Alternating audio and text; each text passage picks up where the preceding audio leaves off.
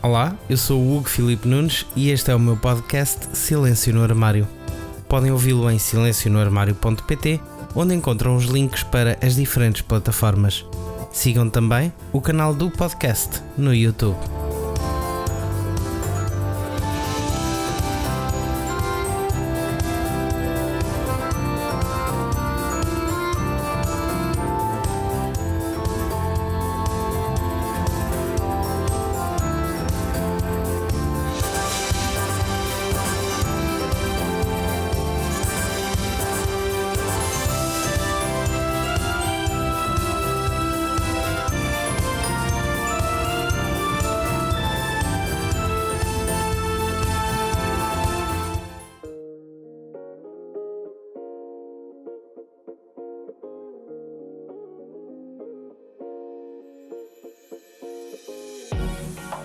No último episódio, dizia-vos: assumam quem são na realidade, saiam do armário.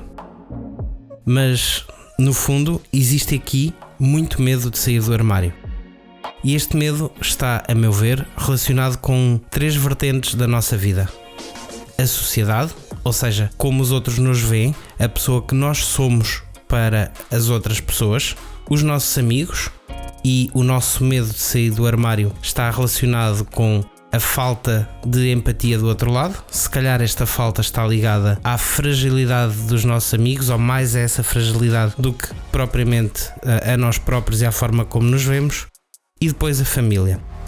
A família acarreta aqui toda a questão da aceitação, de continuarmos a sentir-nos amados. Mas à parte disto, e se calhar muito mais importante que isto, acredito que na família haja a preocupação para não sofrermos.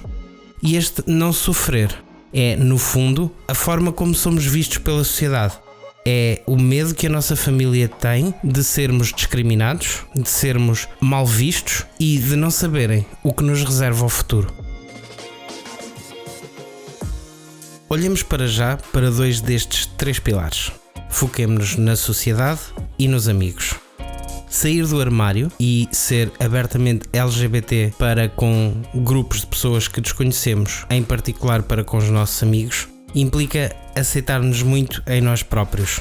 A forma como os LGBTs são vistos por uma sociedade que está habituada a uma norma ou a um padrão é, no fundo, a razão pela qual temos medo de ser abertamente quem queremos ser. E isto justifica-se porque existem estes conceitos: o padrão, a norma. E o que é um padrão? Um padrão é, se calhar, uma concepção num determinado momento, não diria num lugar, porque com toda a globalização que a internet nos permite, o padrão acaba por ser muito comum em vários lugares, mas no fundo, num determinado momento, padrão é a definição geral de beleza. No campo físico, estaríamos a falar de um deus grego, um homem musculado, talvez louro e olhos claros, se estivermos a falar de homens, claro. Por outro lado, em termos intelectuais, estaremos a falar em alguém culto, inteligente, talvez divertido. Então, um padrão afeta a nossa vida. Um padrão é o que nos faz sentirmos a gordofobia, o racismo, sentirmos que, por qualquer razão, não encaixamos naquilo que a sociedade espera de nós. É o motivo pelo qual escondemos ou tentamos ser uma coisa diferente. Se olharmos para um homem cisgénero, heterossexual, facilmente compreendemos o seu padrão e percebemos que questões mais sentimentais, como a sensibilidade, o cuidado excessivo pelo outro, na verdade que uma bicha efeminada nunca se enquadrará naquilo que é a forma como, para estes homens, um homem devia ser. O homem másculo e cheio de músculo, como o deus grego que falávamos há pouco. E são estes padrões, estas normas, são estes comportamentos que fazem com que os homens hetero criem aquilo a que nós hoje chamamos a masculinidade tóxica. A masculinidade tóxica, no fundo, é quando nós achamos que podemos impor aos outros aquilo que são as nossas normas, o nosso comportamento ideal. No fundo, a masculinidade tóxica representa ou designa o ideal cultural daquilo que é a masculinidade e força a que tudo o resto se enquadra dentro desses padrões. Aí nasce a violência, a agressão, o ódio. Li esta frase aqui há uns dias e fiquei de facto com ela na cabeça. Masculinidade tóxica deriva do medo que se transforma em ódio e violência. E é isto, no fundo, é o nosso medo de enfrentarmos, de fazermos frente, que faz com que do outro lado haja força suficiente para, à força, nos impor aquilo que são estes padrões. Para a sociedade, em especial para a comunidade LGBT, este conceito de masculinidade tóxica é algo que, no fundo e na verdade, faz parte do nosso cotidiano. A masculinidade tóxica é então fruto de todo um conjunto de estereótipos que são transmitidos pela sociedade sobre o que significa ser masculino. Este conjunto de estereótipos que são impostos pela sociedade têm ameaças implícitas ao valor e à identidade de cada um de nós. Se não, vejamos os seguintes estereótipos. Cabe a um homem estar sempre sob controle e jamais demonstrar tristeza, medo, ansiedade ou vulnerabilidade emocional. Um homem deve fazer sexo sempre que houver oportunidade e, por isso, todo o homem cuja libido não funcione é desprovido de qualquer valor. É de homem agir de maneira agressiva e competitiva sempre. Um homem deve ser forte e poderoso o bastante para conquistar todas as coisas que deseja, tanto para si como para aqueles que ama. Cabe a um homem ser perfeitamente autossuficiente e atingir o sucesso sem auxílios ou apoios de alguma forma. Diria mais, um homem a sério tem que conseguir sustentar a sua família. Estes estereótipos fazem com que, no fundo, tudo isto signifique que os homens são intrinsecamente tóxicos? É óbvio que não. Aliás, não significa sequer que a masculinidade por si só seja tóxica por natureza.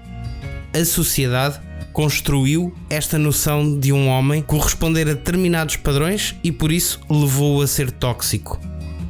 A pergunta que se impõe é como resolvermos este problema? A resposta é fácil: sermos nós próprios. Como dizia no início, assumir quem somos na realidade e sair do armário. Por que não querer o melhor dos dois mundos?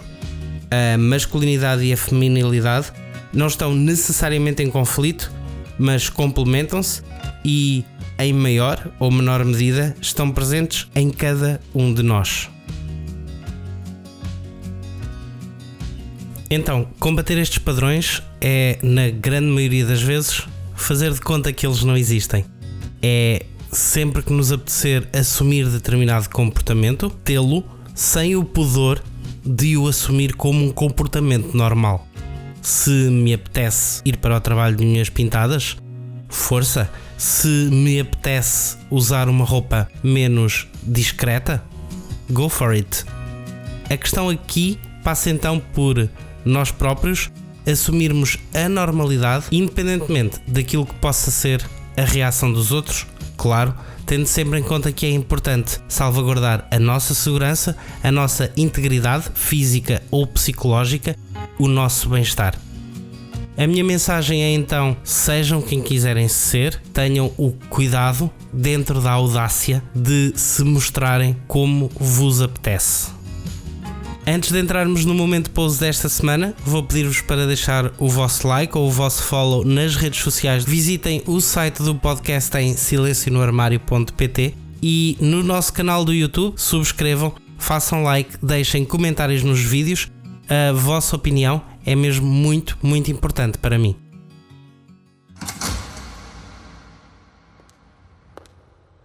The category is live, work, pose.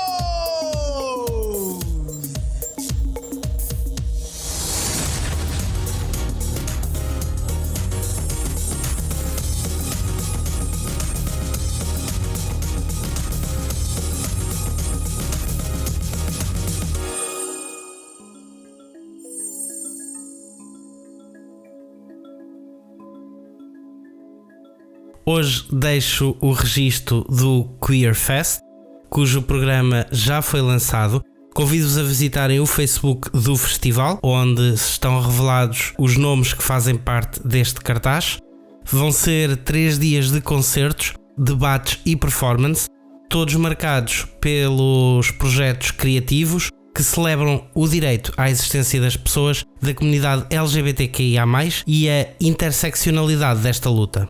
O festival vai acontecer nos dias 8, 11 e 12 de setembro em Lisboa e é uma coprodução da Cultura no Muro, da Penhasco e da Sociedade Musical União Pardense.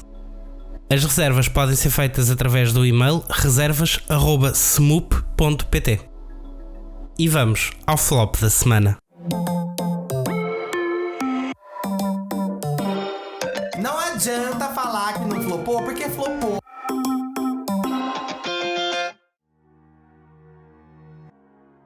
O flop desta semana não é necessariamente algo que correu menos bem, não é uma situação caricata, é sim uma notícia que, claro, só nos pode deixar tristes. A Associação Quebrar o Silêncio recebeu no primeiro semestre deste ano cerca de uma dezena de novos casos por mês de homens e rapazes vítimas de violência sexual. São então 59 novos pedidos de apoio de sobreviventes, o que representa um aumento de 18% face a este período em 2019. Durante os 3 anos e meio de atividade da Quebrar o Silêncio, foram 310 os homens e rapazes que procuraram o apoio desta associação. A Quebrar o Silêncio começa também a observar um aumento no número de jovens que procura ajuda. O fundador da associação, Ângelo Fernandes, afirma: apesar de a maioria dos novos casos serem homens na casa dos 35 aos 40 anos, começamos a ver cada vez mais jovens na casa dos 20 que procuram apoio. São ainda a minoria, é verdade, mas para nós este é um aumento simbólico, pois significa que estamos a chegar a mais sobreviventes. Esta associação registrou também um aumento nos pedidos de apoio por parte de famílias e pessoas amigas. São cerca de 8 os novos casos mensais, um aumento de 30% em relação ao ano anterior. Eu volto na próxima segunda-feira. Até lá, acompanhem o Silêncio no Armário nas redes sociais, sigam, deixem o vosso like ou comentário. É tudo por hoje, até já!